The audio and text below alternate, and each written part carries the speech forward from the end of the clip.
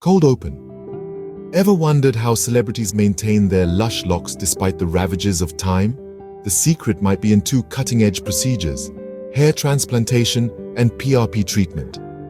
First, hair transplantation. It's a surgical technique that moves hair you already have to fill an area with thin or no hair. Doctors have been doing these transplants since the 50s, but techniques have improved a lot in recent years.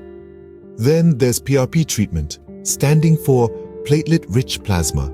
This therapy uses injections of a concentration of a patient's own platelets to accelerate the healing of injured tendons, ligaments, muscles, and joints. In the case of hair loss, this can stimulate hair growth. So next time you're marveling at your favorite celebrity's perfect hair, remember it might not be all natural. It could be the result of a hair transplantation or PRP treatment.